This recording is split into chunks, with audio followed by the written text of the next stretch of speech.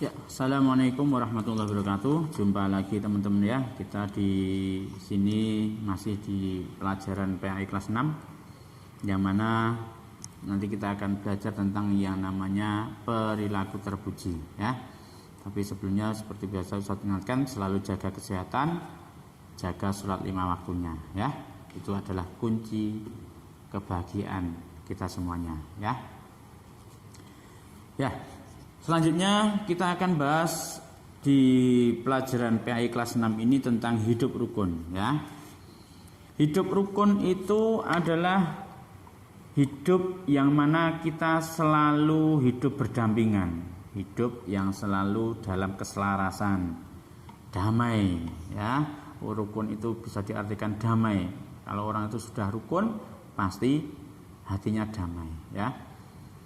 Kemudian hidup rukun itu juga akan menjadikan lingkungan menjadi bahagia ya. Tidak hanya diri sendiri, tapi dengan adanya hidup rukun, lingkungan kita pun juga akan ikut merasakan yang namanya kedamaian, ketentraman ya. Itu letaknya di dalam hati. Nah, dalam hidup rukun ini Allah sudah menjelaskan bahwa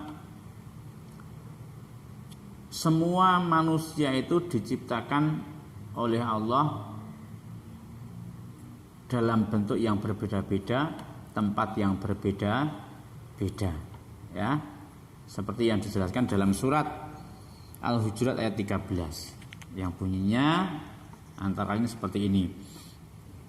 A'udzu billahi minasy syaithanir rajim. Bismillahirrahmanirrahim.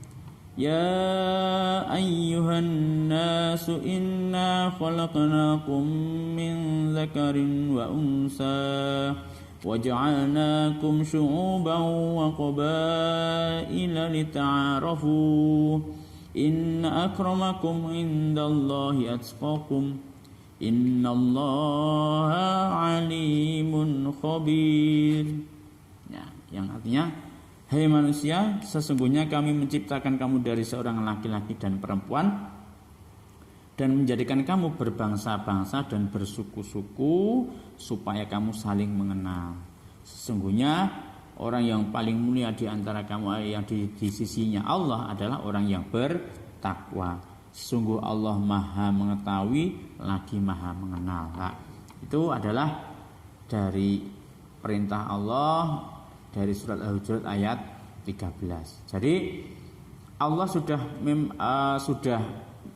merencanakan supaya kita itu hidup rukun, dari yang tidak kenal menjadi kenal, dari yang jauh menjadi dekat.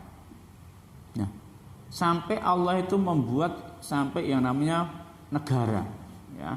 Negara itu pun bisa menjadi rukun, kota bisa menjadi rukun, walaupun antar kota, antar negara semuanya bisa rukun.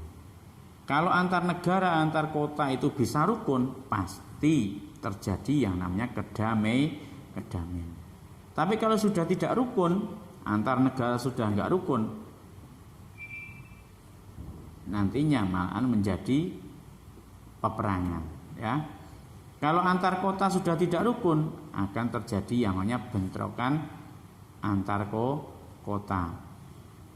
Kalau antar warga sudah enggak rukun, terjadi yang namanya tawuran warga. Nah, semuanya harus hidup rukun ya.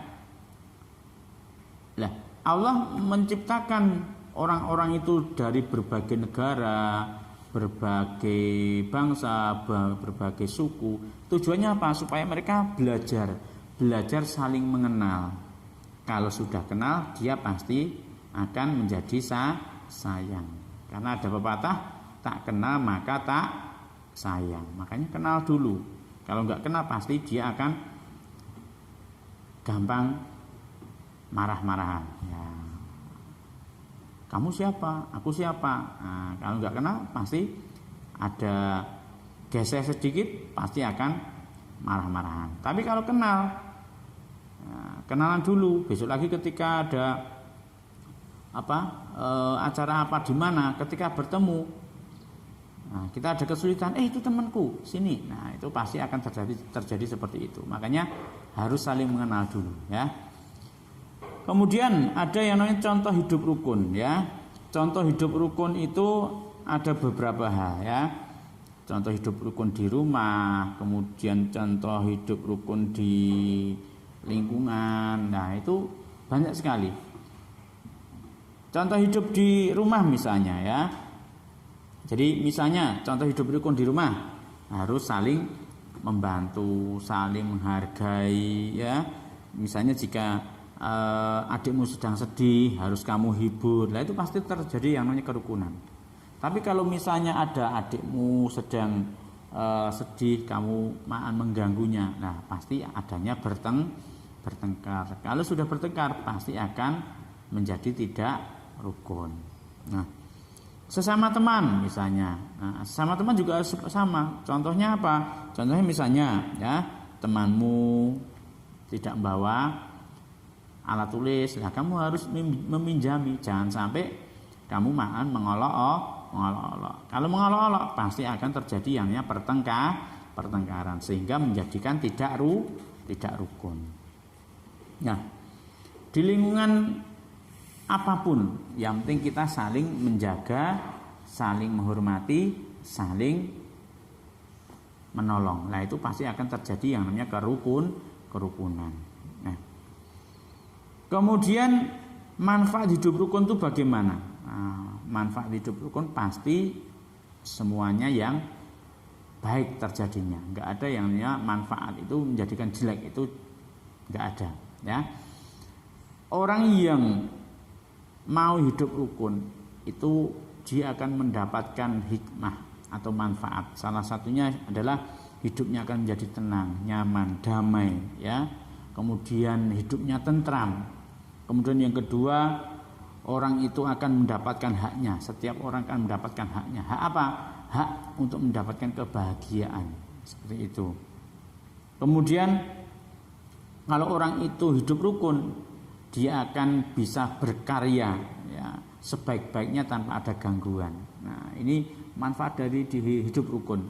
Coba kalau dia itu tidak hidup rukun, dia sedang berkarya, dia sedang membuat sesuatu hal atau membuat sesuatu apalah yang dia bikin, produksi atau apa. Kalau dia tidak rukun dengan orang-orang, bisa terjadi yang namanya nanti apa yang dia kerjakan, apa yang dia kerjakan pasti akan mendapatkan gangguan.